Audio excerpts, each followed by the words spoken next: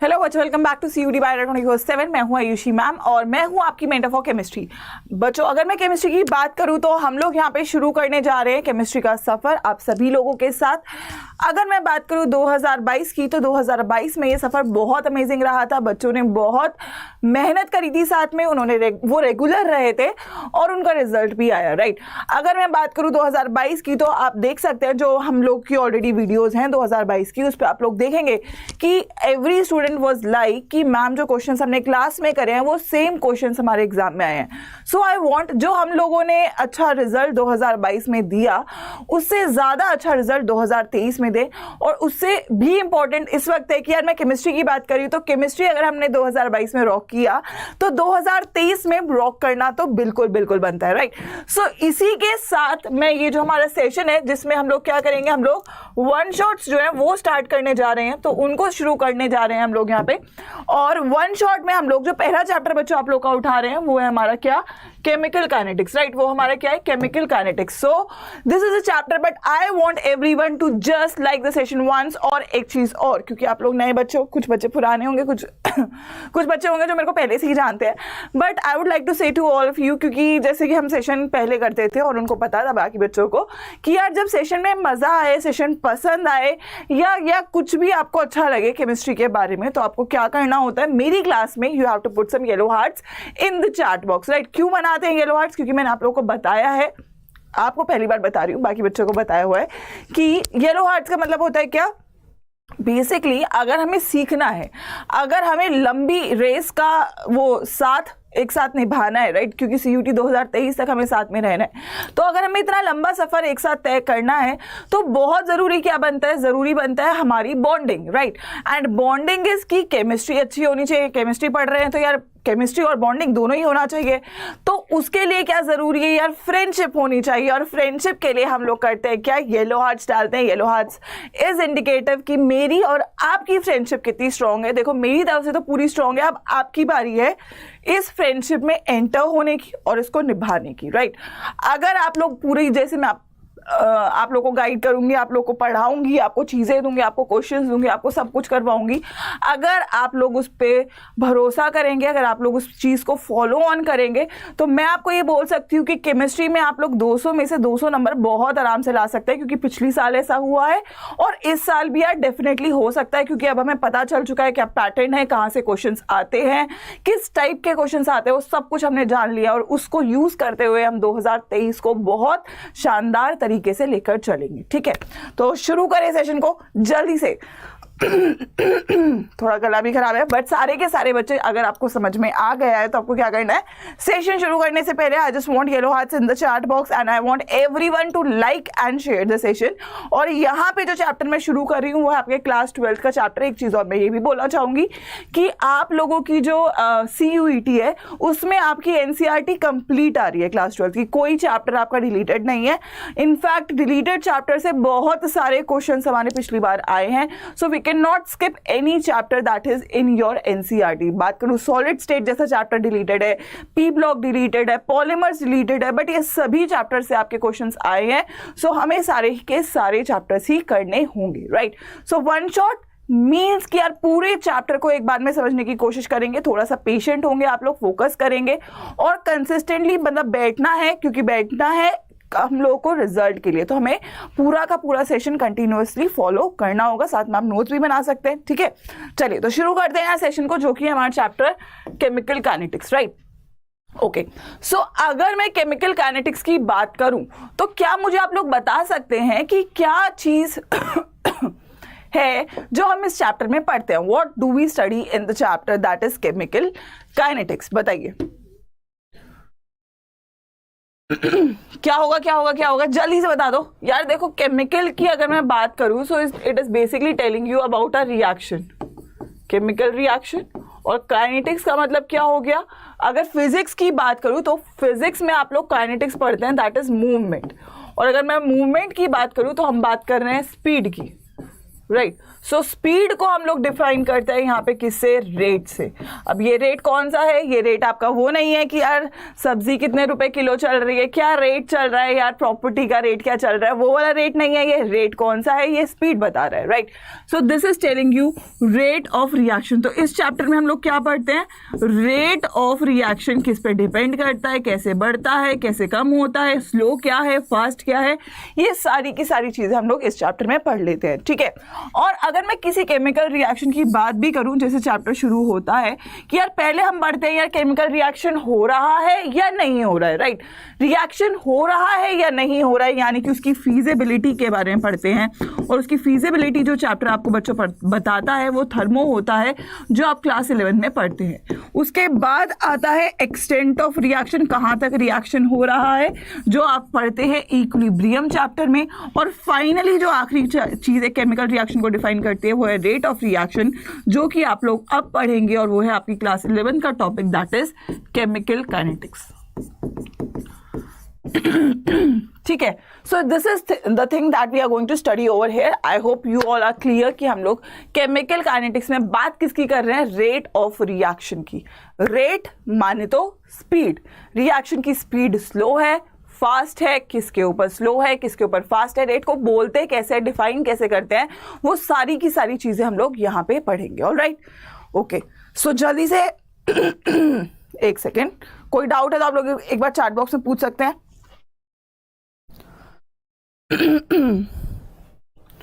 Alright, सो शुरू करते हैं यहाँ पे हम लोग इस कहानी को, रेट ऑफ रिएक्शन को।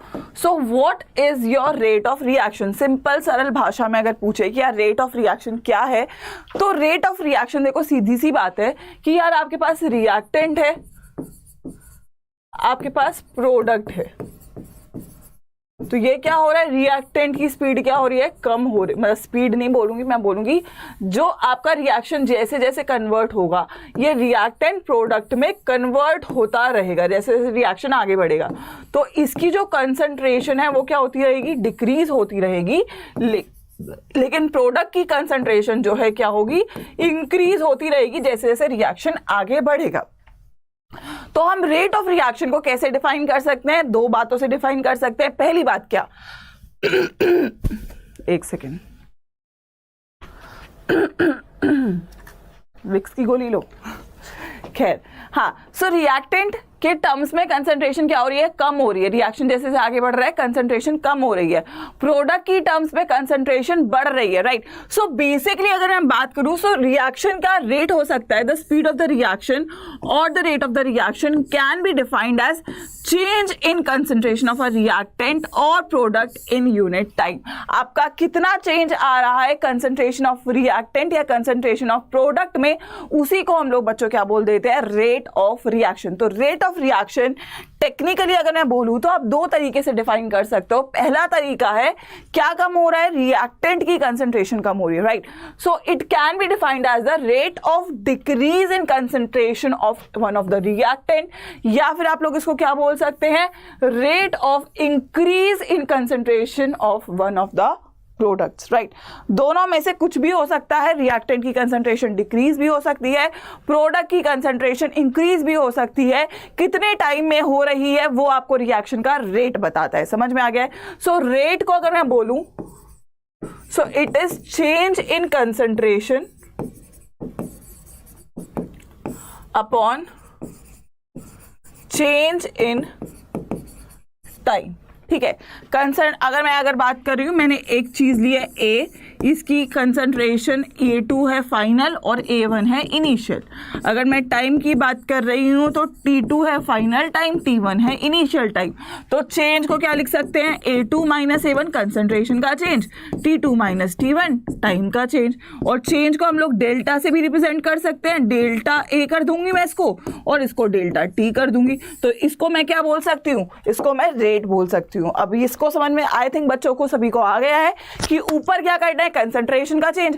अगर मैं बोलूं 10 लीटर पानी, 10 लीटर ए था मेरे पास, 5 मिनट में ये मेरे पास 8 लीटर बचा है, तो मैं क्या बोलूंगी, रेट क्या हो जाएगा, 10 में से पहले ये कितना था, 10 था, और अब कितना बचा है, 8 बचा है, ठीक है।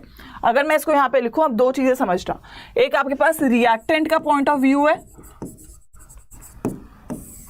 और एक आपके पास प्रोडक्ट का पॉइंट ऑफ व्यू है। तो अगर मैं बात करूं रिएक्टेंट क्या होता है, कम होता है। 10 लीटर मेरे पास था, अब 8 लीटर बचा है 5 मिनट में। तो यहाँ पे चेंज क्या होगा, यानी कि मैं रेट की अगर बात करूं तो रेट क्या हो जाएगा, रेट हो जाएगा फाइनल माइनस इनिशियल। 8 माइनस 10, पहले टाइम कितना था, 0 था, अब कितना है 5, तो क्या हो गया -2/5। ठीक है, ये आ गया रेट। यहां से रेट क्या आया, -2/5। और अगर मैं इसकी बात करूं तो ये बन रहा है, पहले 0 था, अब 5 मिनट में हो सकता है ये 8 बन गया है, 8 लीटर आ चुका है हमारे पास, प्रोडक्ट कन्वर्ट हो गया रिएक्टेंट प्रोडक्ट में। तो यहां से रेट क्या हो जाएगा, 8 माइनस 0, क्योंकि फाइनल माइनस इनिशियल और अपॉन टाइम 5 माइनस 0, तो ये क्या हो जाएगा 8/5। तो यहां से रेट क्या आया, 8/5। अब एक बात याद रखना कि rate can not be negative, rate कभी भी नेगेटिव नहीं हो सकता है। लेकिन आप देखेंगे कि यार ये वाला रेट तो नेगेटिव आ रहा है, तो इस रेट को पॉजिटिव करने के लिए हम क्या करते हैं, जो भी रिएक्टेंट का रेट आता है उसके आगे माइनस का सिंबल लगा देते हैं, ताकि हम इसको लिख दें -2/5, जिसको हम 2/5 बोल दें। तो एक बात जो आपने यहां से सीखी कि रिएक्टेंट का जो रेट अगर हम निकालें हमेशा नेगेटिव आएगा, क्योंकि कंसंट्रेशन कम हो रही है। तो रिएक्टेंट के रेट को पॉजिटिव बनाने के लिए जब हम रेट रिएक्टेंट का लिखते हैं तो उसके आगे माइनस का सिंबल लगा देते हैं और प्रोडक्ट का नॉर्मली जैसा होता है वैसा ही लिख लेते हैं। ठीक है, क्लियर है?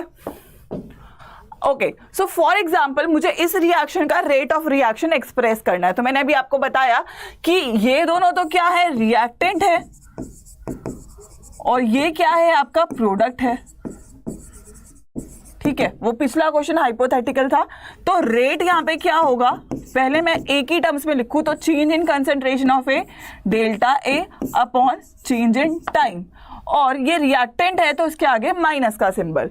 सिमिलरली अगर मैं बी की बात करूं तो क्या हो जाएगा, -delta B upon delta T, क्योंकि ये भी रिएक्टेंट है।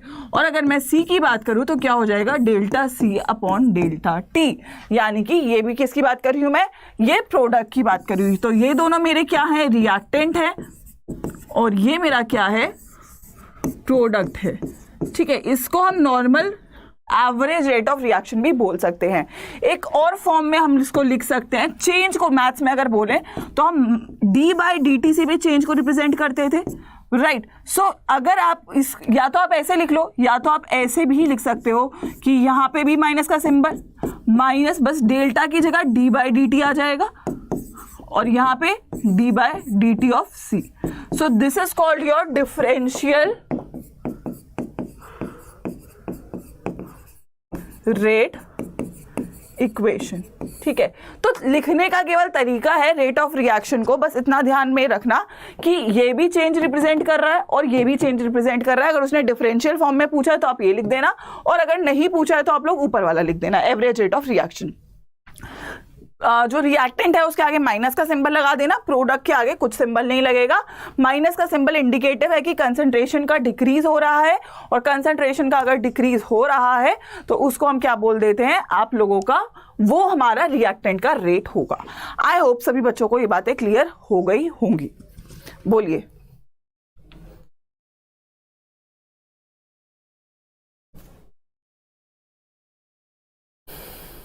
चलिए, ऑल राइट, सो आगे बढ़ते हैं।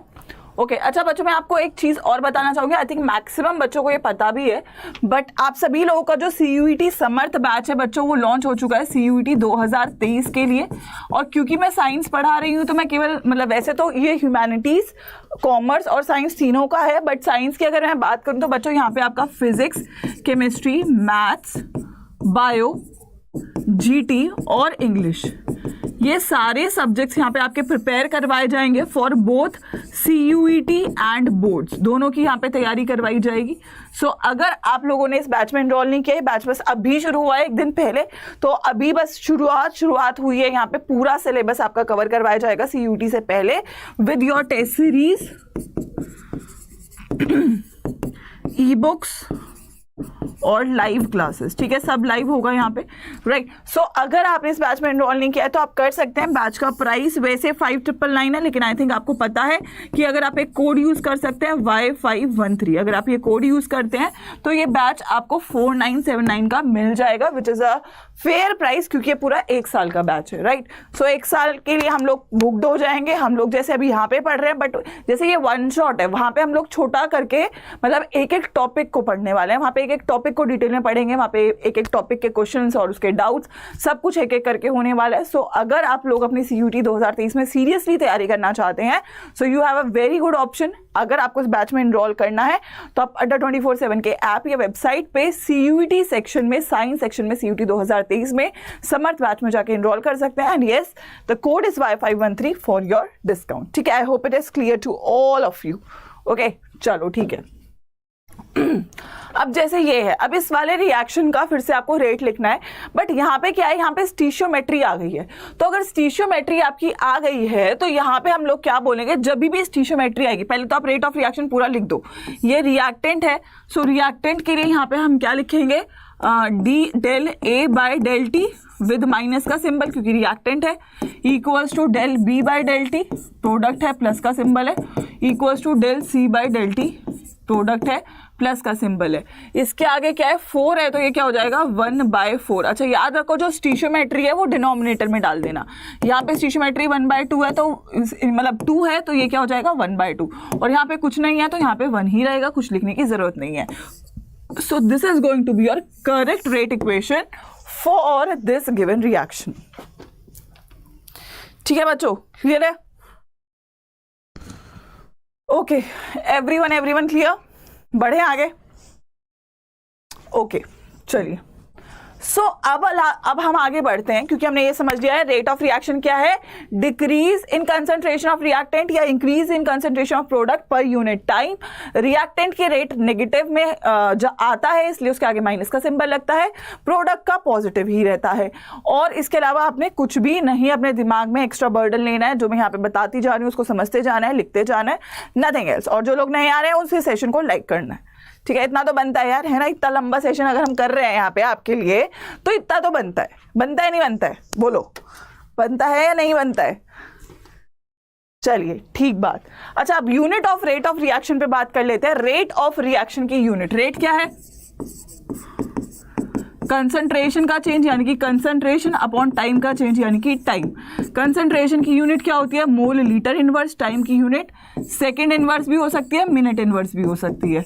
सॉरी, टाइम हम लोग सेकंड में भी ले सकते हैं, मिनट में भी ले सकते हैं, ठीक है। अब ये जब ऊपर जाता है तो क्या हो जाता है, मोल लीटर इनवर्स या तो सेकंड इनवर्स, या फिर मोल लीटर इनवर्स या तो मिनट इनवर्स। ये आपकी यूनिट हो जाती है रेट ऑफ रिएक्शन की। I hope it is clear, simple सी कहानी है, नथिंग कॉम्प्लिकेटेड, नथिंग डिफिकल्ट।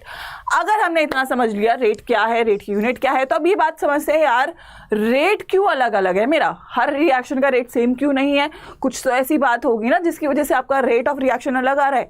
कोई तो ऐसी रीजन रहा होगा, कि फैक्टर होगा कि जिसपे यार कोई रिएक्शन फास्ट है, कोई रिएक्शन स्लो है। Why, what is the reason behind it? तो इसका रीजन हम लोग बात करेंगे कुछ ऐसे फैक्टर्स की। और अगर मैं बात करूं फैक्टर्स की, तो unit of rate of reaction तो हमने कर लिया है। तो आपके 2 फैक्टर्स हैं जो रेट ऑफ रिएक्शन को अफेक्ट करते हैं, राइट। सबसे पहला फैक्टर है आप लोगों की कंसंट्रेशन, ठीक है। कंसंट्रेशन बढ़ाने से या घटाने से आपके रेट ऑफ रिएक्शन पे असर आता है। और दूसरा है टेम्परेचर, रिएक्शन का टेम्परेचर बढ़ाने घटाने से भी आपके रिएक्शन के रेट पे असर आता है। तो बेसिकली केमिकल काइनेटिक्स ब्रॉडली 2 हिस्सों में डिवाइडेड है। पहला, कंसंट्रेशन पे डिपेंडेंस क्या है, जो कि आप लोगों को रेट लॉ बताती है, जो हम अभी पढ़ेंगे। और दूसरा है टेम्परेचर, जो कि आपको अर्हेनियस इक्वेशन बताती है। और ये दोनों ही अब हम लोग यहाँ पे पढ़ने जा रहे हैं, ठीक है बच्चों? क्लियर है, क्लियर है, क्लियर है?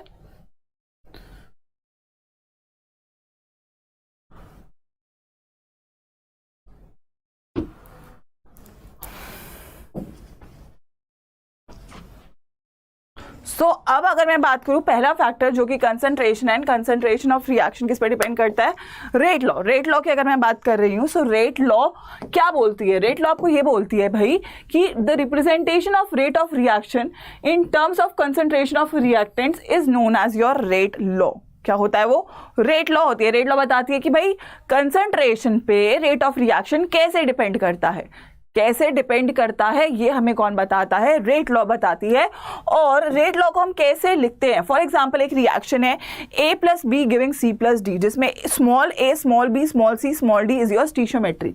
तो यहाँ पे आपका जो रेट ऑफ रिएक्शन है वो डायरेक्टली प्रोपोर्शनल है किसके? Rate of reaction directly proportional है concentration of reactant A raised to the power X, और एक और रिएक्टेंट है B raised to the power Y।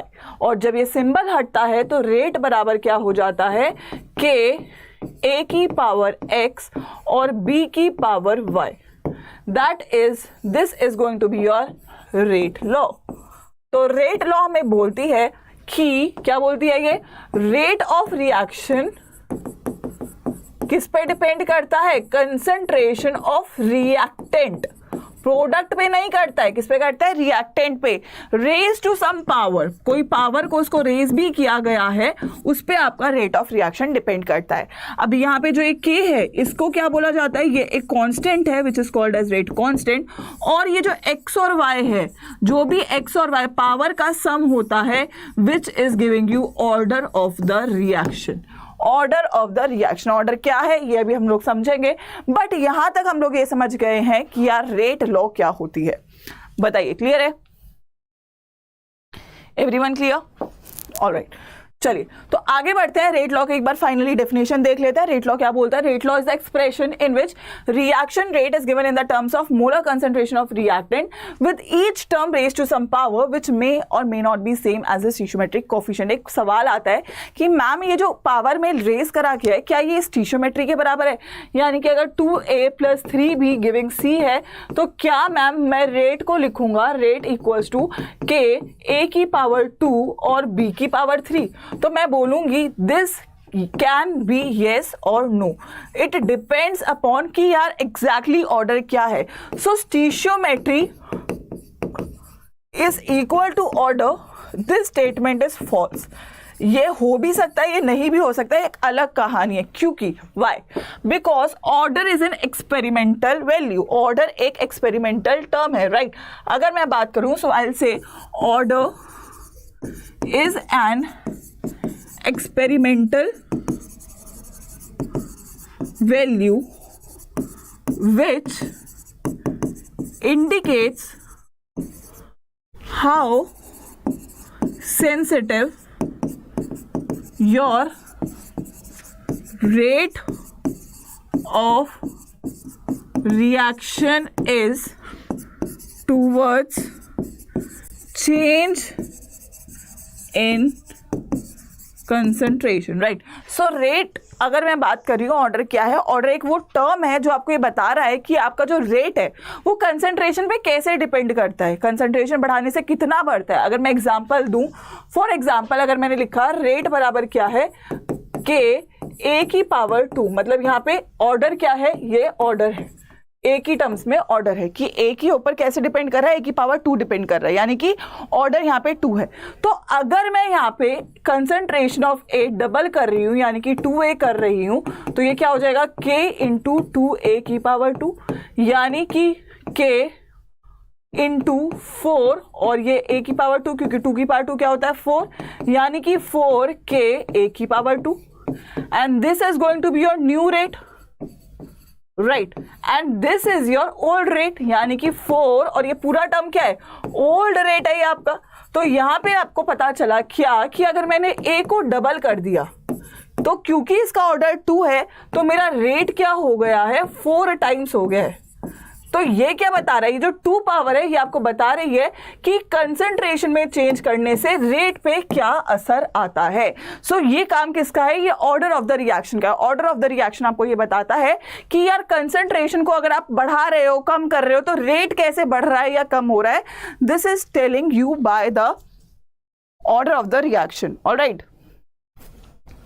ठीक है, चलिए। So how does a reaction occur? अब बात कर लेते हैं रिएक्शन होता कैसे है।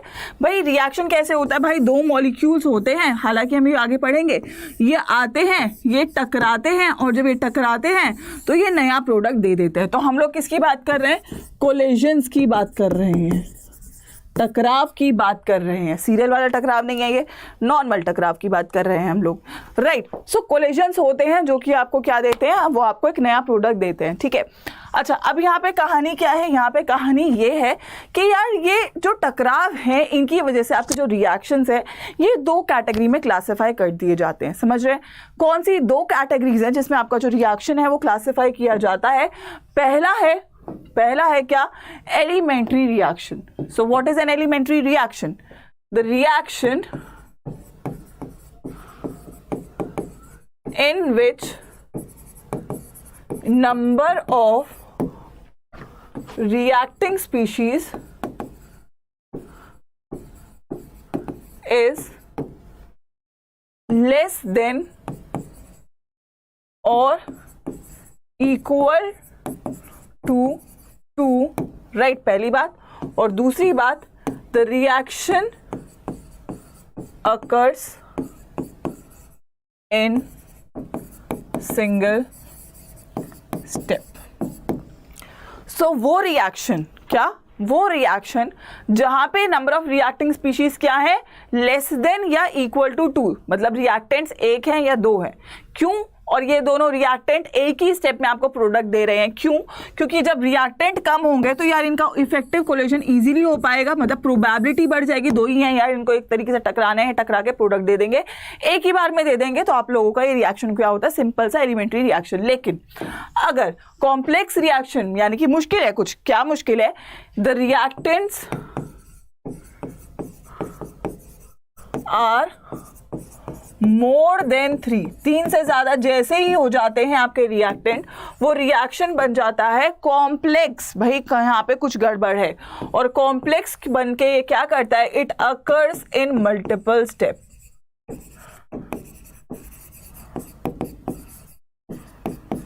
मल्टीपल स्टेप में अपना ये रिएक्शन जो है वो हो रहा होता है, ठीक है। किसमें होगा, मल्टीपल स्टेप्स में। क्यों होगा, अब समझो एक बात। फॉर एग्जाम्पल यार 10 मॉलिक्यूल्स या 5 मॉलिक्यूल्स आपके पास एक डब्बे में हैं और आपको इनको टकरा के, मतलब इनका रिएक्शन रिएक्टेंट से आपको एक प्रोडक्ट चाहिए X, तो एक सर्टेन वे होगा कि जिसमें यार ये टकराएं और आपको एक प्रोडक्ट मिले, राइट। लेकिन जब मॉलिक्यूल्स का नंबर बढ़ जाता है तो जो प्रोबेबिलिटी है इफेक्टिव कोलिजन की वो कम हो जाती है।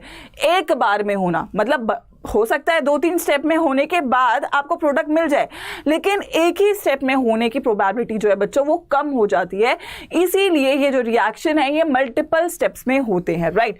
For example 3A+4B giving D आपको एक रिएक्शन चाहिए, तो ये ऐसा नहीं होता है, एक बार में नहीं होता है।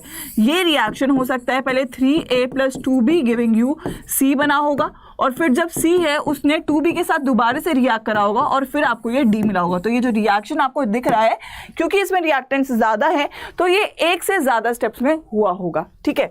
अब इनमें से एक स्टेप इसमें स्लो होगा और एक स्टेप फास्ट, ये आपको पता चलता है एक्सपेरिमेंटली, आपको दिया जाता है डेटा के अकॉर्डिंग कि यार ये स्लो है ये फास्ट है। और जो स्लो स्टेप होता है बच्चों, इसका नाम होता है रेट डिटरमाइनिंग स्टेप, ठीक है। रेट डिटरमाइनिंग स्टेप इसको हम बोल देते हैं, ठीक है। सो कहानी अभी तक की ये है कि यार जो रिएक्शन है वो कोलिजन्स के थ्रू हो रहा है। अगर मेरे रिएक्टेंट्स 2 हैं, 1 है या इतने ही हैं तो वो एक बार में हो जाता है और वो आपका रिएक्शन एलिमेंट्री हो जाता है। लेकिन जब नंबर ऑफ रिएक्टेंट्स बढ़ जाते हैं तो एक ही गो में प्रॉपर आप लोग कोलिजन होने की प्रोबेबिलिटी कम हो जाती है, इसलिए ये रिएक्शन जो है वो मल्टीपल स्टेप्स में होता है। और जो स्टेप जो इसमें से स्लोएस्ट स्टेप होता है उसको रेट डिटरमाइनिंग स्टेप हम बोल देते हैं। तो एलिमेंट्री रिएक्शन सिंगल स्टेप में होता है और कॉम्प्लेक्स रिएक्शन जो है वो आपके मल्टीपल स्टेप्स में हो रहा होता है, ठीक है। इसी के साथ एक टर्म आ जाती है यहाँ पे मॉलिक्युलैरिटी, जो मैं आपको बार बार रिएक्टेंट बोल रही हूँ, तो इसके लिए एक टर्म आती है और वो टर्म क्या है, the number of reacting species. Number, कितने रिएक्टिंग स्पीशीज आपके एक रिएक्शन में है, यानी कि रिएक्टेंट्स कितने हैं टेकिंग पार्ट इन अ किस रिएक्शन में, एलिमेंट्री रिएक्शन। किसमें, elementary reaction which must collide simultaneously to bring about a chemical reaction is called the molecularity of the reaction. यानी कि टेक्निकली अगर मैं बात करूं, किसी भी एलिमेंट्री रिएक्शन के जो रिएक्टेंट्स का नंबर है वो उस रिएक्शन की क्या हो जाएगी, मॉलिक्युलैरिटी हो जाएगी। वो क्या हो जाएगी, उस रिएक्शन की मॉलिक्युलैरिटी हो जाएगी। ठीक है, so that is going to be molecularity of the reaction. अच्छा, ये किसके लिए निकाल रहे हैं, एलिमेंट्री। तो पर यहाँ पे एक बात निकल के आती है कि यार कॉम्प्लेक्स रिएक्शन की जो मॉलिक्युलैरिटी है वो हम निकाल नहीं सकते। क्यों नहीं निकाल सकते, क्योंकि ये मल्टीपल स्टेप्स में होती है। तो पूरे रिएक्शन की ओवरऑल मॉलिक्युलैरिटी आप नहीं निकाल सकते हैं। एलिमेंट्री क्योंकि एक ही स्टेप में होता है तो इसकी हम लोग मॉलिक्युलैरिटी निकाल सकते हैं। अगर मैं बात करूं मैक्सिमम वैल्यू ऑफ मॉलिक्युलैरिटी क्या हो सकती है, आप मुझे चैट बॉक्स में भी एक बार बता सकते हैं अगर आप लोगों को समझ में आ रहा है। What can be the molecularity of the reaction maximum. बच्चों अगर एक बात बताओ, 0 अगर मॉलिक्युलैरिटी है तो क्या इसका मतलब है कि यार रिएक्टेंट्स ही आपके पास क्या हो गए हैं, 0 हो गए हैं। और अगर रिएक्टेंट्स 0 हो गए हैं तो क्या रिएक्शन होगा, भाई रिएक्शन होने के लिए रिएक्टेंट्स तो चाहिए, तो रिएक्शन ही नहीं होगा तो 0 तो नहीं हो सकती है। 1 हो सकती है अगर एलिमेंट्री रिएक्शन है, 2 हो सकती है अगर एलिमेंट्री रिएक्शन है, 5 और 10 अगर हो गया तो रिएक्शन कन्वर्ट हो जाएगा कॉम्प्लेक्स में। और कॉम्प्लेक्स की तो हम मॉलिक्युलैरिटी निकाल ही नहीं सकते हैं। क्या नहीं कर सकते, निकाल ही नहीं सकते हैं। सो मैक्सिमम वैल्यू यहाँ पे क्या निकल के आती है, 2 आपकी मॉलिक्युलैरिटी की मैक्सिमम वैल्यू हो सकती है। ठीक है बच्चों, क्लियर है। अभी लास्ट में एक समरी भी लेंगे, टेंशन नहीं लेने का। ठीक है, अच्छा लास्ट थोड़ा सा छोटा सा क्वेश्चन है, जल्दी से बताओ फर्स्ट रिएक्शन की मॉलिक्युलैरिटी क्या होगी। What is the molecularity of first reaction, अगर ये एलिमेंट्री है व्हाट इज द मॉलिक्युलैरिटी, बोलो बोलो बोलो।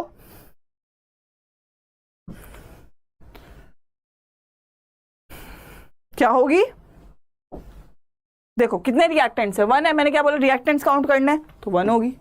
दूसरे में कितनी है, कितनी है, 2 रिएक्टेंट्स है तो 2 होगी। तीसरे में 2 और 1, 2 + 1 3। अब आप बोलोगे मैम 3 तो हो नहीं सकती है, मैं बोलूंगी 3 बहुत रेयर होती है। अगर इसने मेंशन कर दिया ना कि एलिमेंट्री है तो बहुत रेयर कंडीशन में ये हो जाएगी, लेकिन अगर ये मेंशन नहीं करता तो हम लोग कहते 3 में नहीं होगी, और अगर कॉम्प्लेक्स है तो ऑब्वियसली नहीं होगी। 1 या 2 तक हमारी एलिमेंट्री में हो जाती है। तो ये हमारी यहाँ से कहानी कंप्लीट होती है। फॉर एग्जांपल एक क्वेश्चन जैसे ये देख लो, आप देखो ये KClO3 कितना है, 1 है, FeSO4 क्या है, 6 है, और H2SO4 क्या है, 3 है। तो यहाँ पे टोटल रिएक्टेंट्स कितने हुए आपके, कितने हुए 10। तो ये बताओ कि ये रिएक्शन कॉम्प्लेक्स होगा या फिर एलिमेंट्री।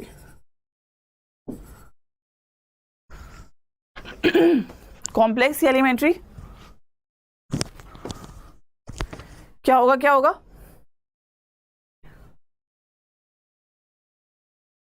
राइट। अगर 10 है तो भाई आंख बंद करके हम क्या कर सकते हैं, ये रिएक्शन हमारा क्या हो जाएगा, कॉम्प्लेक्स रिएक्शन हो जाएगा। ठीक है, तो एक फाइनल समरी ले लेते हैं। अगर मैं लास्ट में एक चीज और छोटी सी बता दूं कि कॉम्प्लेक्स और एलिमेंट्री, देखो एलिमेंट्री रिएक्शन का तो आप ऑर्डर नॉर्मली निकाल दोगे, जो रिएक्शन का सिंगल स्टेप है इसका जो ऑर्डर है वही ऑर्डर रहेगा आपके ओवरऑल रिएक्शन का। अगर मैं बात कर रही हूं कॉम्प्लेक्स की तो यहाँ पे क्या है, मल्टीपल स्टेप्स हैं।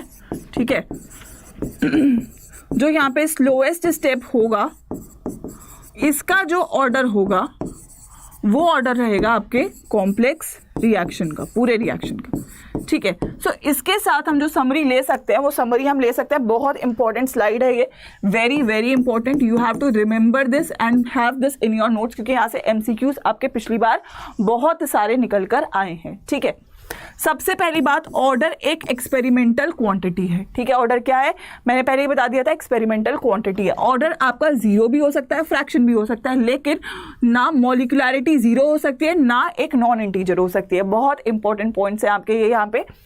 ऑर्डर आप लोग एलिमेंट्री और कॉम्प्लेक्स दोनों रिएक्शन के लिए निकाल सकते हैं। मैंने बताया एलिमेंट्री का जो सिंगल स्टेप है वही होगा, कॉम्प्लेक्स में जो रेट डिटरमाइनिंग स्टेप है उसका जो ऑर्डर है वो आपके ओवरऑल रिएक्शन का ऑर्डर हो जाएगा। Molecularity is applicable only for elementary reaction. Molecularity जो है वो केवल और केवल हम लोग एलिमेंट्री रिएक्शन के लिए निकाल सकते हैं, कॉम्प्लेक्स रिएक्शन के लिए मॉलिक्युलैरिटी का कोई मतलब नहीं होता है। अगर मैं कॉम्प्लेक्स रिएक्शन की बात करूं, so order is given by the slowest step, molecularity of the slowest step is same as the order of overall reaction। मतलब कि अगर मैं यहां पे बात करूं तो molecularity स्लोएस्ट स्टेप की जो होती है वो आपके ओवरऑल रिएक्शन का भी क्या हो जाता है, ऑर्डर हो जाता है for complex reaction. So this is the story till now. अगर मैं बात करूं, we have learned about order और रिएक्शन की बात, ऑर्डर और मॉलिक्युलरिटी की बात. ऑर्डर हमारा क्या है, ऑर्डर हमारा एलिमेंट्री और कॉम्प्लेक्स दोनों रिएक्शन के लिए निकल सकता है. एलिमेंट्री के लिए डायरेक्टली निकल जाएगा, एक ही स्टेप जो रिएक्शन में हो रहा है उसका ऑर्डर वही पूरे रिएक्शन का ऑर्डर है. कॉम्प्लेक्स में जो स्लोएस्ट स्टेप का ऑर्डर है वो आपके पूरे रिएक्शन का ऑर्डर है. मॉलिक्युलरिटी की अगर मैं बात करूं तो आप लोग केवल एलिमेंट्री रिएक्शन के लिए मॉलिक्युलरिटी निकाल सकते हैं, कॉम्प्लेक्स के लिए नहीं निकाल सकते हैं. सो this is the chart which is giving you MCQs. आराम से यहाँ से भर भर के आने वाले हैं, तो आपको इसको बहुत ध्यान से याद करना है. ठीक है, इसके आगे हम लोग करेंगे आप लोगों की इंटीग्रेटेड रेट लॉ की शुरुआत. But I want you all to just like the session first. Alright बच्चों, तो यहाँ तक हम लोगों ने अभी तक कंप्लीट कर लिया था, यानी कि order of molecularity of the reaction तक. तो इससे आगे हम लोग यहाँ पे शुरू करते हैं. एक छोटा सा क्वेश्चन है जो आप लोगों के लिए है यहाँ पे, क्योंकि आपने पूरा कंसेप्ट समझ लिया तो आपको मुझे बताना है कि which of the following statement is incorrect. जल्दी से answers in the chat box. क्या होगा, ऑर्डर के बारे में यहाँ पे कौन सी स्टेटमेंट इनकरेक्ट है यानी कि फॉल्स है. तो एक एक करके चेक करते हैं और मुझे चाहिए कि आप लोग अपना आंसर भी चैट बॉक्स में डालें साथ में. Right, so order of the reaction can be a fraction. क्या ऑर्डर ऑफ रिएक्शन फ्रैक्शन हो सकता है? सो इज इट ट्रू और is it falls? So it is true. Rate of reaction can not be independent of concentration. Can not मतलब कि independent नहीं होता है. So this is again true. Rate of reaction depends on temperature, already बताया मैंने, true. Rate of reaction can B written in terms of concentration of products. This is false because products की terms में नहीं, हम लोग reactant की terms में लिखते हैं. सो इनकरेक्ट स्टेटमेंट क्या हो जाएगी? Option number D. तो ऐसे क्वेश्चंस जो हैं हमारे CUET के एग्जाम में बच्चों आते हैं. तो हमारे को किस चीज पे फोकस करना है? हमें कंसेप्ट बिल्डिंग पे फोकस करना है, क्योंकि अगर हमारा कंसेप्ट क्लियर रहेगा तो हम लोग इजीली क्वेश्चंस को कर पाएंगे. ठीक है, चलिए, तो यहाँ तक हमारा हो चुका है. हम शुरू करते हैं आपकी इंटीग्रेटेड रेट लॉ, क्योंकि हमने पढ़ा है ऑर्डर ऑफ द रिएक्शन, और ऑर्डर ऑफ द रिएक्शन आपके जो सिलेबस में है वो है 0 और फर्स्ट ऑर्डर. तो इसकी सारी चीजों को हम लोग डिराइव करेंगे और एक बार समरी तक पहुंचेंगे. तो 0 ऑर्डर की अगर मैं बात करूं, रिएक्टेंट है A गिविंग B, और अगर ये रिएक्शन 0 ऑर्डर है तो इसको मैं लिख सकती हूँ रेट क्या हो जाएगा, -dA/dt रिएक्टेंट की टर्म में. और अगर रेट लॉ के हिसाब से लिखती हूँ, रेट इज बराबर K इंटू रिएक्टेंट की कंसंट्रेशन की पावर. ऑर्डर क्या है? 0, और किसी की भी पावर 0 का मतलब क्या होता है? वो 1. तो यानी कि -dA/dt is equals to K. अगर मैं इस dt को इधर ले जाती हूँ तो क्या हो जाता है? -dA is equals to K dt. तो अगर मैं दोनों का इंटीग्रेशन कर रही हूँ, फ्रॉम इनिशियल कंसंट्रेशन को मैं रिप्रेजेंट कर रही हूँ A0 से, फाइनल कंसंट्रेशन को A से. टाइम 0 है और फिर टाइम t हो गया है. तो जब इसको इंटीग्रेट करेंगे तो आपको उसका इंटीग्रेशन क्या मिलेगा? A is equals to K t. Limits क्या है? 0 से t. इसकी लिमिट्स क्या है? A0 से A. मैथ्स है बच्चों ये बेसिक. तो आपको पता है फाइनल लिमिट माइनस इनिशियल होता है, यानी कि A minus A0 is equals to K t minus 0. ठीक है, तो क्या हो जाएगा? A minus A0 is equals to K t. तो हम क्या लिख सकते हैं? A0 इज इक्वल्स टू, या फिर मैं लिख सकती हूँ यहाँ पे इसको A इज इक्वल्स टू, इधर ये जाएगा तो A0 माइनस K t. ये आपकी जो होती है ये इंटीग्रेटेड रेट लॉ होती है फॉर अ 0 ऑर्डर रिएक्शन. यहाँ पे क्या चीज क्या क्या है? This is the final concentration of reactant A at time t. ये क्या है? Initial concentration of reactant A. ये क्या है? रेट कांस्टेंट है. और ये क्या है? टाइम. क्या है? ये हमारा टाइम है. तो यहां से आपको समझ में आया है, मतलब अगर जैसे कोई आपको दे दे कि यार ये 0 ऑर्डर रिएक्शन है, तो आप ये बताओ कि मैंने एक रिएक्टेंट ए लिया था जो कि 5 लीटर था, तो 5 लीटर रिएक्टेंट मैंने अगर 5 मिनट तक रिएक्शन को चलाया तो 5 मिनट रिएक्टेंट मेरा कितना बचा? तो कौन बताएगा? ए बताएगा कि 5 मिनट बाद मेरा वो कितना बचा, यानी कि फाइनल कंसंट्रेशन उस रिएक्टेंट की क्या है। अगर उसने स्पेसिफाई करा है कि ये जीरो ऑर्डर रिएक्शन है तो हम लोग ये फॉर्मूला जो है बच्चों यूज करेंगे। तो आपको याद रखना है A = A0 - KT is the formula for your zero order reaction. ठीक है, ये तो फॉर्मूला डेरिवेशन है। अगर आप बोर्ड का पेपर कर रहे हो तो आप लोग को डेरिवेशन करनी है, लेकिन अगर आप CUET का पेपर कर रहे हो तो आप लोग बिना किसी डेरिवेशन के डायरेक्टली फॉर्मूला भी याद कर सकते हो। अब मैं अगर इसकी ग्राफ बनाऊं, क्योंकि आपका काइनेटिक्स में आपका ग्राफ बहुत इंपॉर्टेंट है, तो A = A0 - KT अगर है तो इसको कंपेयर कर लेंगे Y = C + mx से। ठीक है, तो Y एक्सिस पे क्या है मेरा? A की कंसंट्रेशन, X एक्सिस पे क्या है? टाइम, मेरा स्लोप क्या है? -K, और मेरा इंटरसेप्ट क्या है? A0। राइट, सो यहां से अगर मैं ग्राफ बना रही हूं तो मेरा Y एक्सिस पे क्या है बच्चों? A, X एक्सिस पे क्या है? T, और यहाँ पे क्या है? Negative slope. क्या है? Negative slope. कुछ ऐसा आपका स्लोप है, नेगेटिव स्लोप, और नेगेटिव स्लोप का इंटरसेप्ट क्या देता है आपको? Initial concentration of your reactant A. तो आप कभी कभी हो सकता है वो आपको ग्राफ बना के दे दे और पूछे यार इनिशियल कंसंट्रेशन क्या होगी, तो ग्राफ पे जो ये पॉइंट होगा ये आपको initial concentration of reactant A जो है दे रहा होगा। ठीक है, ये क्या हो गया हमारा? जीरो ऑर्डर रिएक्शन का ग्राफ। अब जीरो ऑर्डर रिएक्शन की फिर आपसे पूछी जाती है यूनिट ऑफ रेट कांस्टेंट। तो आपको पता है रेट बराबर क्या है? के ए की पावर 0 और किसी की भी पावर 0 यानी 1।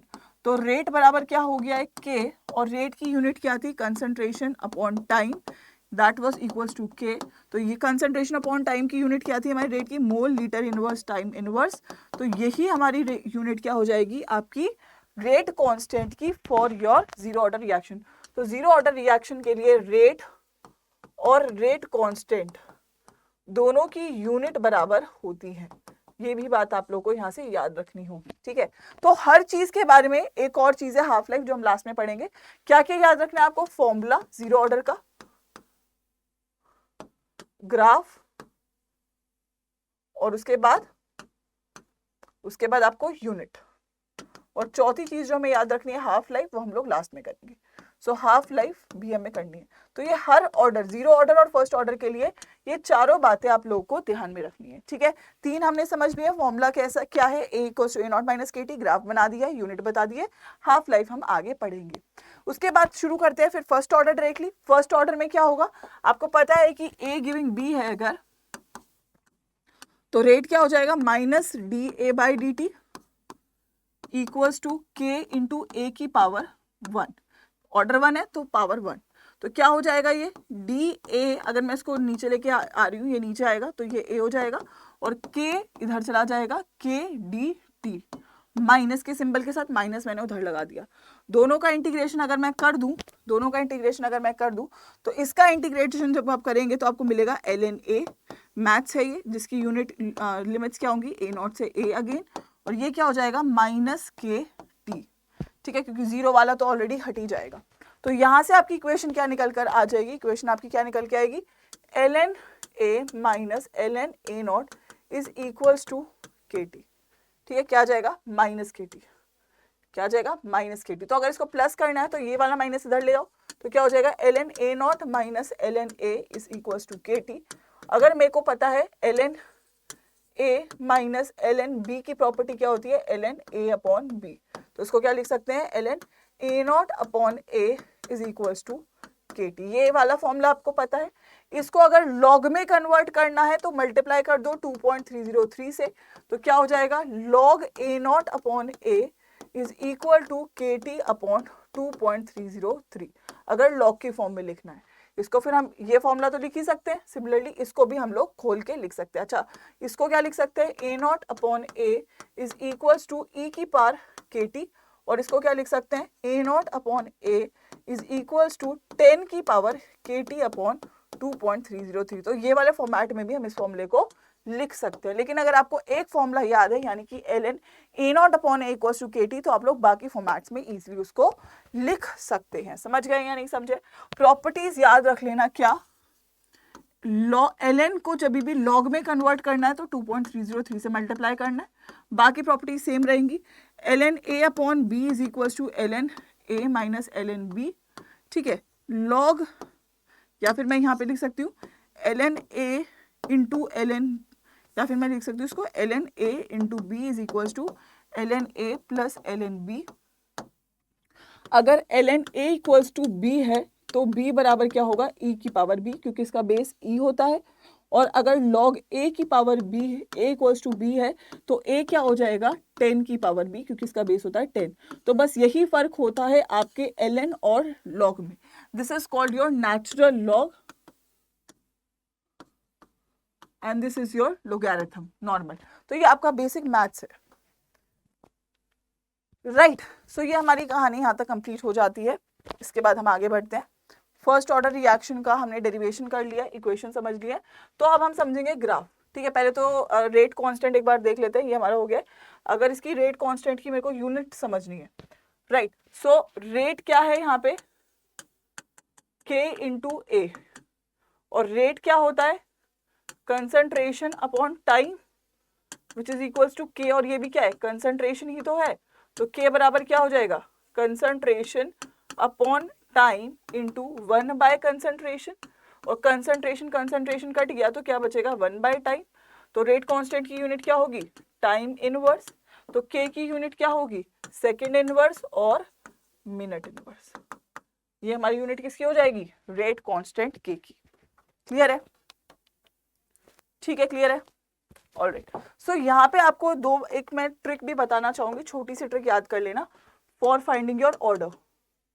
तो आपका जो रेट कांस्टेंट है उसकी यूनिट होती है मोल लीटर की पावर x टाइम की पावर कुछ y। तो आपको अगर ऑर्डर बताना है तो ऑर्डर बस क्या करना, लीटर की जो भी पावर है x उसमें 1 ऐड कर देना, वो आपको ऑर्डर देगा, ठीक है। ये हमेशा ट्रू होता है, कभी कभी एमसीक्यूज इस पे आ जाते हैं। तो जैसे अगर मैं जीरो ऑर्डर रिएक्शन की बात करूँ तो उसकी यूनिट क्या होती है, मोल लीटर इनवर्स टाइम इनवर्स। तो अगर मैं इस ट्रिक से देखूं तो इसका ऑर्डर क्या बनता है, -1 + 1 यानी कि 0, यानी कि 0 ऑर्डर है। और देखो ये 0 ऑर्डर का ही है। तो जब भी आपको रेट कांस्टेंट k की यूनिट जो दे, उसकी लीटर के ऊपर जो पावर है उसमें आप लोग क्या कर देंगे, +1। अगर मैं फर्स्ट ऑर्डर की बात करी तो उसकी यूनिट क्या होती है, सेकेंड इनवर्स। तो लीटर तो है ही नहीं, तो यानी कि लीटर की पावर 0 है, तो ऑर्डर इसके अकॉर्डिंग क्या होगा, 0 + 1 यानी कि क्या होगा, फर्स्ट ऑर्डर होगा। और अगर ये फर्स्ट ऑर्डर होगा तो देख लीजिए ये यूनिट आपकी किसकी है, फर्स्ट ऑर्डर की ही है। तो जब भी आप लोगों को कभी भी रेट कांस्टेंट दिख रहा है तो आप उससे अपने ऑर्डर को डिटरमाइन कर सकते हैं। हो सकता है वो आपको दे दे मोल लीटर टाइम इनवर्स, पूछे इसका ऑर्डर बताओ क्या है, तो आप क्या करोगे, लीटर की पावर 1 है, 1 + 1 बोलोगे, सेकेंड ऑर्डर है। हालांकि ये सिलेबस में नहीं है, बट ये ट्रिक तो आप लोगों को पता है ना, तो आप इस क्वेश्चन को कर सकते हैं। तो इस ट्रिक के थ्रू आप लोग कोई भी रेट कांस्टेंट से आप लोग ऑर्डर को डिटरमाइन कर सकते हैं। अब बात कर लेते हैं ग्राफ्स की, ठीक है। मैं सब कुछ ना ln की टर्म्स में बता रही हूँ, लॉग के लिए बस उसको 2.303 से मल्टीप्लाई कर देना और कुछ नहीं करना है, ठीक है, ग्राफ सेम रहते हैं। तो अगर मैं बात कर रही हूँ ln a, क्या है हमारा पहला इक्वेशन है ln a0 upon a is equals to kt। तो यहाँ पे आपको ग्राफ पूछा जा सकता है, ग्राफ बता दो ln a0 upon a versus time का। तो आप देखो ये क्या है, इसके डायरेक्टली प्रोपोर्शनल है और ये कांस्टेंट है। और डायरेक्टली प्रोपोर्शनल का ग्राफ हमारा कैसे आता है, स्ट्रेट लाइन, क्योंकि ये क्या है, ln a0 upon a is directly proportional to time. जब ये सिंबल हटा तो एक कांस्टेंट आया। सो पहला ग्राफ, ये बहुत सारे लोग इसको स्किप कर देते हैं, but this is the first graph of your first order reaction. उसके बाद अगर यहाँ से मैं ln a0 minus ln a equals to kt लिखती हूँ, तो यहाँ से अगर मैं ln a0 equals to ln a plus kt लिखती हूँ, तो इसका ग्राफ अगर मुझे बनाना है तो यहाँ पे मैं क्या कर सकती हूँ, ये ग्राफ है ln a0 वर्सेस टाइम का। अगर आपसे कोई ग्राफ पूछे तो क्या करेंगे, y equals to c plus mx। तो यहाँ से हमें दिख रहा है कि हमने y एक्सिस पे बच्चों क्या लिया है, ln a0, ठीक है, x एक्सिस पे क्या लिया है, टाइम, ठीक है, और इंटरसेप्ट मेरा क्या है, ln a, लेकिन स्लोप क्या है, k, यानी कि पॉजिटिव स्लोप है, तो लाइन ऐसे बनेगी और ये क्या देगा, ln a की वैल्यू, राइट। तो यहाँ पे अगर ln a0 वर्सेस टाइम का ग्राफ बन रहा है तो स्लोप क्या आया है, k। लेकिन अगर यही log a0 वर्सेस टाइम का ग्राफ बन रहा होता तो सब सेम रहता, बस स्लोप क्या हो जाता, k अपॉन 2.303। ग्राफ सेम ही आएगा, बस स्लोप यहाँ पे चेंज हो जाएगा। ठीक है बच्चों, क्लियर है? राइट थोड़ा हमें वन शॉट है, सो इसको थोड़ा सा हमें टाइम के साथ कंप्लीट करना पड़ेगा। सो आप लोग बस थोड़ा पेशेंस रखो और नोट्स करते रहें। ठीक है, और थर्ड जो इक्वेशन है वो हमारी क्या होने वाली है, अगर मुझे ln a वर्सेस टाइम का ग्राफ बनाना है तो ln a0 upon a is equals to K T. ठीक है, तो यहाँ से क्या है ln a0 minus ln a is equals to K T. तो यहाँ से ln a क्या हो जाएगा हमारा, ln a इधर जाएगा और ये इधर आएगा तो क्या हो जाएगा ln a0 minus K T. तो क्या हो जाएगा y equals to C plus M X से m क्या आ गया, स्लोप नेगेटिव आ गया। तो जब ग्राफ आप इसका बना रहे होंगे यानी कि y एक्सिस पे ln a, ठीक है, x एक्सिस पे टाइम, स्लोप क्या है नेगेटिव है तो ऐसा बनेगा।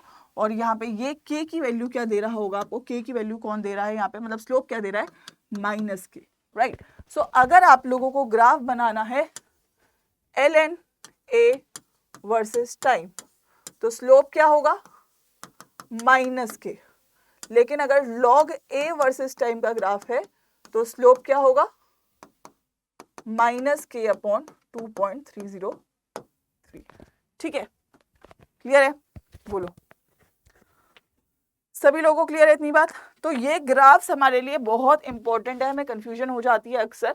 तो देखो, अगर देख लो a0 का ग्राफ है तो स्लोप पॉजिटिव है, लेकिन अगर a का ग्राफ है तो स्लोप नेगेटिव है। सिंपल सा डिफरेंस है, a0 का ग्राफ है तो पॉजिटिव और a का ग्राफ है तो नेगेटिव। सीधी सी कहानी है, लेकिन आपको बस एक फॉर्मूला याद रखना है। मैं बोलूंगी अगर आपको ये फॉर्मूला याद है तो आप सारे ग्राफ्स बना सकते हैं, इससे हमारे सारे ग्राफ्स जो है निकल जाते हैं। तो यहाँ तक जो हमारी कहानी है ये हमारी यहाँ पे कंप्लीट होती है। लेकिन आपको लास्ट में अगर मैं बोलूँ, लास्ट समरी करेंगे हाफ लाइफ के बाद, एक छोटा सा टॉपिक और बचता है आपके इंटीग्रेटेड रेट लॉ का, जो कि है half life of reaction. And what is half life of a reaction? Basically it is the time required when the concentration of reactant becomes half। concentration of reactant क्या बनती है, बच जाती है हाफ। राइट, अगर आपने 10 मोल लिए तो ये 5 मोल में कन्वर्ट कितने टाइम में हुआ वो आपका क्या होता है टी हाफ। ठीक है, वो क्या होता है आपका टी हाफ। अगर मैं बात करूं तो जैसे A0 मेरी इनिशियल कंसंट्रेशन थी, ठीक है, ये मेरी A0 अपॉन 2 में कब कन्वर्ट हुई, यानी कि ये मेरी फाइनल कंसंट्रेशन कब बनी, वो जो टाइम है उसको हम क्या बोलते हैं T half of the reaction, यानी कि half life of the reaction. समझ रहे हो आप लोग? तो हाफ लाइफ हमें जीरो ऑर्डर और फर्स्ट ऑर्डर दोनों के लिए ही आनी चाहिए, दोनों के लिए ही क्वेश्चन बन जाता है। तो पहले अगर मैं जीरो ऑर्डर की निकालूं तो इक्वेशन आपको पता है क्या है, a equals to A0 minus K T. और आपको पता है हाफ लाइफ में टी कन्वर्ट होता है टी हाफ में, और आपकी जो फाइनल कंसंट्रेशन है वो हो जाती है A0 अपॉन 2 के बराबर। तो यहाँ पे मैं अगर इसे पुट कर रही हूँ, so A0 upon 2 equals to A0 minus K T. तो यहाँ से के टी क्या हो जाता है A0 माइनस A0 अपॉन 2, यानी कि के टी क्या T half, sorry T half क्या हो जाता है A0 अपॉन 2। तो यहाँ से टी हाफ बराबर क्या हो जाता है A0 अपॉन 2 के। Right, so this is your half life of zero order reaction. And this is also telling कि आपकी हाफ लाइफ जो है वो डायरेक्टली प्रोपोर्शनल है A0 के। किसके? A0 के। क्लियर है सभी बच्चों को, सभी इंसानों को यहाँ पे क्लियर है ये बात? क्लियर है तो यार बहुत देर हो गई यार, मेरे को थोड़ा सा आपका दिखा नहीं प्यार। प्यार दिखाने के लिए क्या करना है, येलो हार्ट चाहिए मुझे सेशन में इन द चैट बॉक्स, और अपने दोस्तों को शेयर किया करो यार सेशन को, क्योंकि भाई देखो एजुकेशन जितना बांटते हैं उतनी बढ़ती है, तो बांटनी चाहिए एजुकेशन। ठीक है, तो बांटा करो एजुकेशन को, तो अपने दोस्तों को बोला करो कि करे सेशन ले और क्या करे वीडियो को लाइक करे। चलो तो फर्स्ट ऑर्डर के लिए बढ़ जाते हैं। फर्स्ट ऑर्डर की कहानी क्या होगी? फर्स्ट ऑर्डर की हमें इक्वेशन पता है ln A0 upon A is equals to K T. तो अगर मैं कन्वर्ट करूँ इसे हाफ लाइफ में तो A0 अपॉन क्या हो जाएगा A0 अपॉन 2, हाफ लाइफ में क्या होता है A0 अपॉन 2 के बराबर हो जाता है K इंटू टी हाफ, ये कट जाएगा तो ये क्या हो जाएगा ln 2 equals to K T half. तो यहाँ से टी हाफ क्या हो जाता है ln 2/k और इसकी वैल्यू क्या होती है 0.693/k. So this is going to be your T half of your first order reaction. बहुत सिंपल यहाँ से पता चलता है कि T half of first order reaction is independent of your initial concentration of reactant. ठीक है, क्लियर है. So this is the half life of your first order reaction. ठीक है, तो यहाँ से हमारी कंप्लीट हो जाती है सारी कहानी. क्वेश्चन है आपका होमवर्क, हाफ लाइफ आपको बतानी है, फर्स्ट ऑर्डर रिएक्शन है, आपको इनिशियल कंसंट्रेशन दिया है, इनिशियल रेट दिया है, तो रेट बराबर क्या हो जाएगा K इंटू ए. तो आपको यहाँ पे रेट और A दिया है तो यहाँ से आप K निकाल लेंगे और T हाफ क्या हो जाएगा 0.693/K और यहाँ से आपका ये K भी जो है निकल कर आ जाएगा. ठीक है, सो आपको ये K की वैल्यू यहाँ पुट करनी है और यहाँ से आपका T हाफ आएगा and you should comment your answer in the comment box after the session. ठीक है, इसका आंसर चाहिए इन द कमेंट सेक्शन. ठीक है, लास्ट छोटा सा topic pseudo first order reaction बचता है. तो देखो कुछ ऐसे रिएक्शंस होते हैं जो कि हायर ऑर्डर होते हैं, यानी कि सेकंड या थर्ड ऑर्डर होते हैं, but due to certain condition ये फर्स्ट ऑर्डर की तरीके से बिहेव करते हैं. ऐसे रिएक्शन जो फर्स्ट ऑर्डर नहीं होते हैं बट फर्स्ट ऑर्डर की तरह बिहेव करते हैं उनको बोला जाता है pseudo first order reaction. Right, so the reaction sometimes altered by condition. There are many reaction which obey first order rate law although they are higher order. This is called pseudo first order reaction. For example hydrolysis of sugar या hydrolysis of ethyl acetate. यहाँ पे जिसका hydrolysis कर रहे हो उसको आप access में लेते हो. राइट, इसको आप एक्सेस में ले रहे हो, एक को आप लिमिटेड अमाउंट में ले रहे हो, तो रिएक्शन तो तभी तक चलेगा जब तक लिमिटेड अमाउंट हो गया. अगर इसके आपने 1 मोल लिया है और इसके आपने 10 मोल लिए हैं, तो जब इसका 1 मोल खत्म हो जाएगा रिएक्शन रुक जाएगा. तो रिएक्शन किस पे डिपेंड कर रहा है? रिएक्शन केवल और केवल डिपेंड कर रहा है आपका इस पे, इथाइल एसीटेट पे.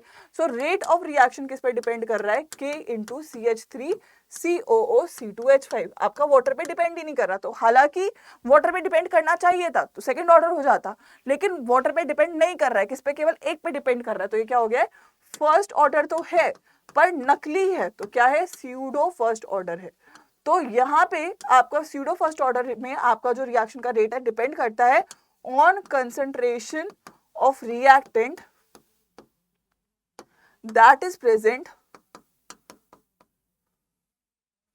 In limited amount. जो लेस अमाउंट में आपका प्रेजेंट है उस पर डिपेंड करता है. ठीक है, ऑल राइट, चलिए तो आगे बढ़ते हैं हम लोग. फिर हमारा अब दूसरा सेक्शन आ जाता है कि यार टेम्परेचर पे आपका रेट ऑफ रिएक्शन कैसे डिपेंड करता है. देखो हमने कंसंट्रेशन समझ लिया, दूसरा सेक्शन शुरू होता है टेम्परेचर पे कैसे डिपेंड कर रहा है. तो एक साइंटिस्ट थे अरेनियस, उन्होंने बोला कि यार जो टेम्परेचर की अगर हम बात करें तो उसने ऑब्जर्व किया कि अगर रिएक्शन का रेट x था 10 डिग्री पे, तो जब इसने टेम्परेचर को क्या किया 10 डिग्री से बढ़ाया यानी कि 20 डिग्री किया तो रेट ऑफ रिएक्शन डबल हो गया. फिर से 10 डिग्री बढ़ाया तो फिर से रेट ऑफ रिएक्शन डबल हो गया. तो इन्होंने बोला कि भाई टेम्परेचर 10-10 डिग्री बढ़ाने से आपका रेट ऑफ रिएक्शन क्या होता है? डबल होता जाता है, जो कि बताता है कि रेट ऑफ रिएक्शन टेम्परेचर बढ़ाने से इंक्रीज होता है, एक्सपोनेंशियली इंक्रीज होता है. तो यहाँ से हमें समझ में आया कि भाई टेम्परेचर से भी रेट ऑफ रिएक्शन को बढ़ाया जा सकता है, जिसको आप अर्हेनियस इक्वेशन से समझते हैं.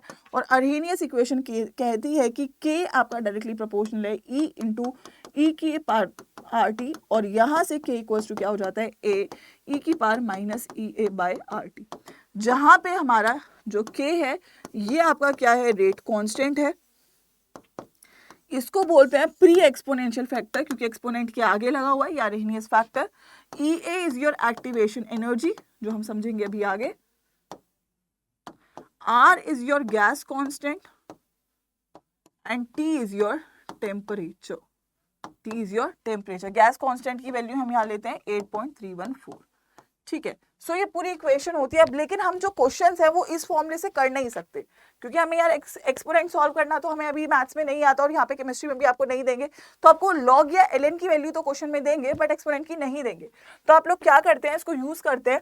अगर आपके पास K equals to A E की power minus EA by RT है, तो यहाँ से अगर इसको आप खोलेंगे तो ये क्या हो जाएगा? ln K equals to ln, दोनों साइड लेंगे क्योंकि यहाँ पे आपके पास क्या है? E है तो आप लोग ln लेंगे. एक्सपोनेंट किसका बेस होता है? नेचुरल लॉग का, ठीक है। तो यहाँ पे क्या हो जाएगा, ln k equals to ln a plus ln e की power minus E A by R T, और ln e की पावर कुछ भी है तो वो पूरा नीचे आ जाता है, तो ln a minus E A by R T is equals to ln k.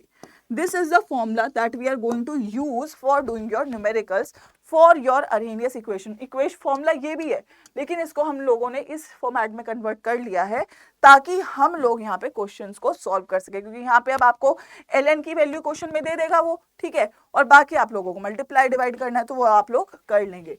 साथ ही में आपको इसका ग्राफ भी पूछा जाता है, तो ln k equals to ln a minus E A by R T अगर ये है तो इसको मैं कह सकती हूँ y equals to C plus M X से जब कंपेयर करूंगी तो यहां पर मुझे y एक्सिस पे ln k मिलेगा, x एक्सिस पे 1/t मिलेगा, ठीक है, और इंटरसेप्ट मेरा क्या हो जाएगा, ln a हो जाएगा, और स्लोप क्या हो जाएगा, minus E A by R, ठीक है। तो यहाँ पे ग्राफ बना देंगे, ग्राफ बन जाएगा आपका किसके बीच में बनेगा, y एक्सिस पे ln k, x एक्सिस पे 1/t, स्लोप नेगेटिव है तो लाइन नीचे को आएगी, और ये इंटरसेप्ट ln a की वैल्यू दे रहा होगा। तो बहुत सारी बार ना क्वेश्चन आता है ग्राफ से बता दो कि यार a की वैल्यू क्या होगी, तो जो यहाँ से वैल्यू आएगी, फॉर एग्जांपल यहाँ से 10 वैल्यू आएगी ग्राफ से, तो आपका आंसर क्या होगा, ln a बराबर क्या है 10, तो a बराबर क्या होगा e की पावर 10, क्योंकि आपको पता है कि ln में बेस क्या होता है e, तो जो भी चीज होती है वो e की पावर में चली जाती है, अगर log होता तो 10 की पावर में चली जाती। तो ये हमारे यहाँ से ग्राफ जो है वो निकल कर आ जाता है। अब एक ये छोटा सा क्वेश्चन है, बट इस क्वेश्चन को समझने से पहले आप समझिए कि अर्हेनियस इक्वेशन में एक्टिवेशन एनर्जी तो ग्राफ से निकल सकती है, ग्राफ के स्लोप से, और दूसरा तरीका क्या है, अगर मैं ये रेट कॉन्स्टेंट दो टेम्परेचर पे लूँ, पहले टेम्परेचर पे क्या हो जाएगा, ln k1 equals to ln a minus E A upon R T one, दूसरे टेम्परेचर पे क्या हो जाएगा, ln k2 equals to ln a minus E A upon R T two. अगर मैं इस इक्वेशन को 1 और इसको 2 बोल रही हूँ, और अगर मैं 1 माइनस 2 कर रही हूँ तो ये दोनों कट जाएंगे, राइट। तो क्या हो जाएगा, ln k2 minus ln k1 is equals to minus E A upon R T two minus minus E A upon R T one. तो यहाँ पे क्या हो जाएगा, ln k2 अपॉन k1, यहाँ से अगर मैंने माइनस माइनस प्लस हो जाएगा, और ई ए अपॉन आर को कॉमन लिया तो प्लस क्या होगा, 1/t1 माइनस 1/t2। तो अगर हम लोग अर्हेनियस इक्वेशन को दो टेम्परेचर पे ले लें तो हमें दो रेट कांस्टेंट मिलते हैं, और दो रेट कांस्टेंट अगर मिल रहे हैं, T1 देगा आपको, T2 देगा, K1 देगा, K2 देगा, R आपको पता है 8.314 है। तो जब आप इस इक्वेशन को सॉल्व करेंगे तो यहाँ से आप लोग एक्टिवेशन एनर्जी EA को निकाल पाएंगे, क्या पाएंगे, निकाल पाएंगे, ठीक है। अगर इसको लॉग में करना है तो क्या हो जाएगा, log K2 upon K1 is equals to EA upon 2.303 R 1/T1 minus 1/T2। अगर आपको लॉग में वैल्यू दी हुई है तो आप ये वाला फॉर्मूला लगाएंगे, अगर आपको ln में वैल्यू दी हुई है तो आप ये वाला फॉर्मूला लगाएंगे। तो जो ये क्वेश्चन था इसका आंसर क्या हो सकता है, activation energy of a chemical reaction can be determined by, तो यहाँ पे अगर आप देखेंगे तो आपका ऑप्शन होगा determining the rate constant at 2 temperature, option number B is going to be your correct answer. ठीक है बच्चों, क्लियर है।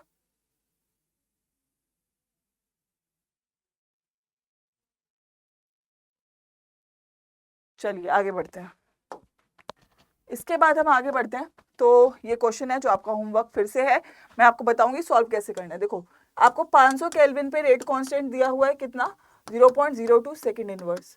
आपको 700 केल्विन पे रेट कांस्टेंट दिया हुआ है कितना, 0.07 सेकंड इनवर्स। यानी कि क्या है, K1 है, ये क्या है आपका K2 है, ठीक है, ये क्या है आपका T1 है, और ये आपका क्या है T2 है। तो इसने बोला एक्टिवेशन एनर्जी निकालो, फॉर्मूला आपके पास है ln K2 upon K1 equals to EA upon R 1/T1 minus 1/T2।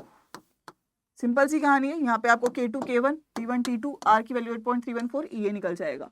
दूसरा इसने आपसे A भी पूछा है, तो इनमें से कोई एक इक्वेशन ले लो, जैसे आप फर्स्ट ले लो, तो ln K1 इक्वल्स टू क्या है, EA upon ln A minus EA upon R T1। तो आपने क्योंकि EA तो यहाँ से निकाल लिया है, वो यहाँ पे पुट करेंगे। K1 आप लोगों को गिवन है, कितना गिवन है, 0.02, T1 आपको गिवन है 500 केल्विन, ठीक है, 500 दिया है 700, 500 केल्विन, R 8.314, यहाँ से आप लोग ln A से A निकाल लेंगे। तो आई वांट योर आंसर्स। आपको दो चीजें बतानी है यहाँ पे, EA की वैल्यू क्या है और आपको बताना है दूसरा A की वैल्यू क्या है। This is the question. Okay, दो होमवर्क क्वेश्चंस आपको यहाँ पे मिल चुके हैं।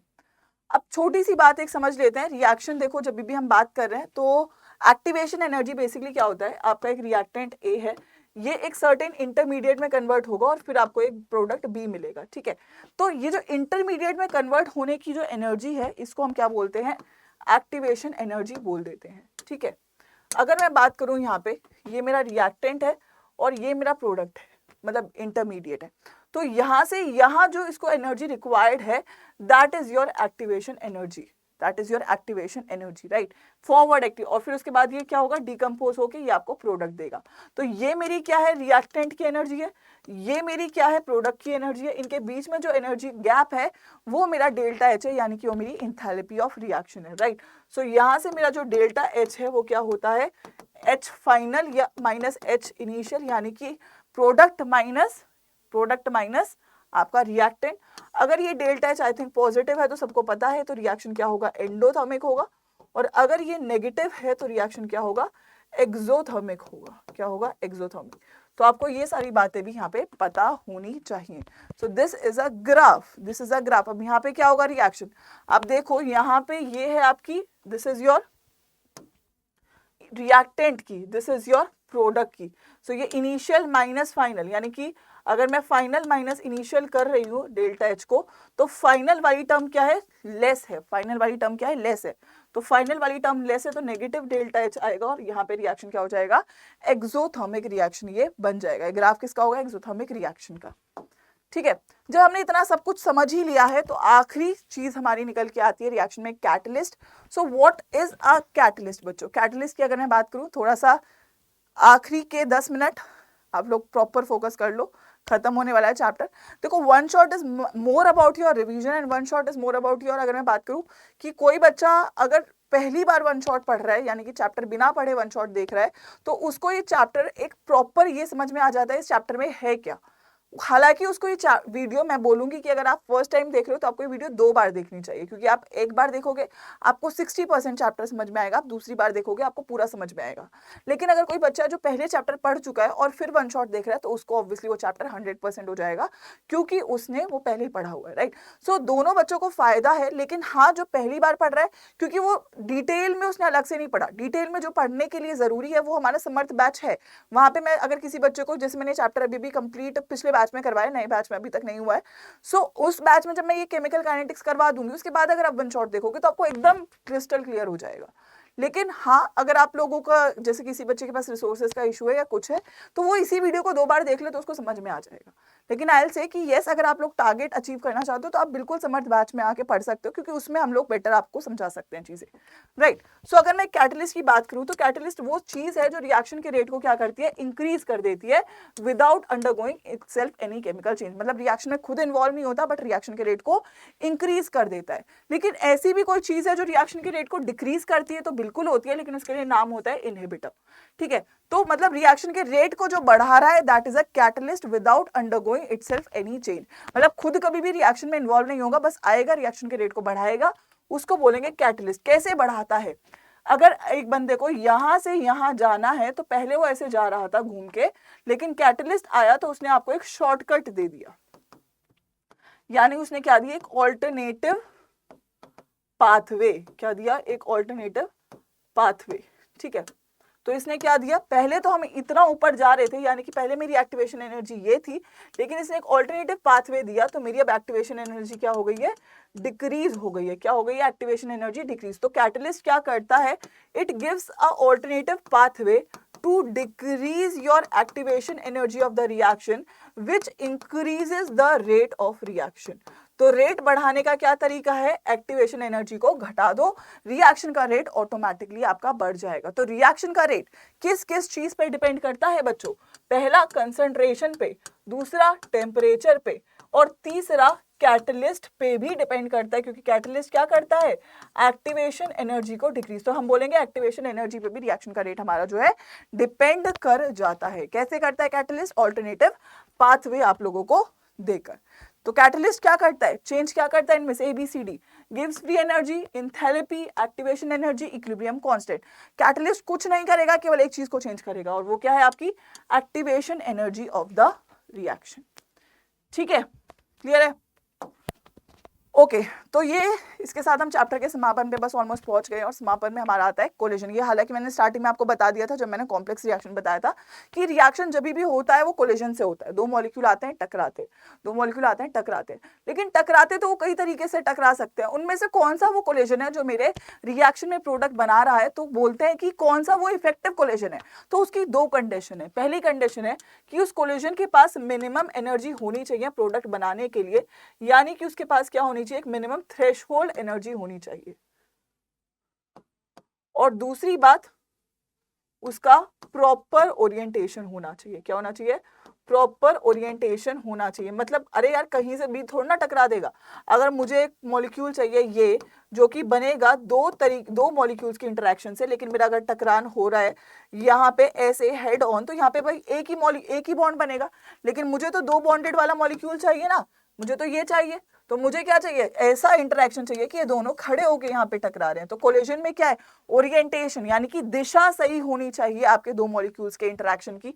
अगर दिशा और एनर्जी दोनों सही है तो रिएक्शन में आपका प्रोडक्ट बन पाएगा, और यही कंडीशन है आपके इफेक्टिव कोलिजन की, जो आपको क्या बोलती है, कोलिजन थ्योरी। तो कोलिजन थ्योरी बोलती है कि आपके पास एक्टिवेशन एनर्जी यानी कि एनर्जी होनी चाहिए, और दूसरा प्रॉपर ओरिएंटेशन होना चाहिए। ये दोनों चीजें अगर है तो उस रिएक्शन में हम बोलेंगे इफेक्टिव कोलिजन हुआ है और आपको प्रोडक्ट्स यहाँ पे मिल जाएंगे।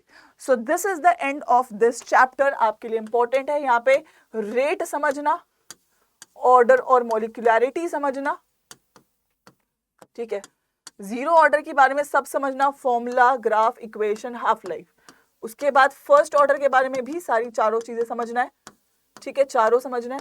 उसके बाद अर्हेनियस इक्वेशन, इसका फॉर्मूला और ग्राफ, फिर कैटलिस्ट के बारे में समझना है, डेफिनेशन और इसका ग्राफ, और 7वें नंबर पे आपको collision theory. So this is the entire chapter of your chemical kinetics, जो हम लोगों ने इन अ वन शॉट यहाँ पे कंप्लीट किया है।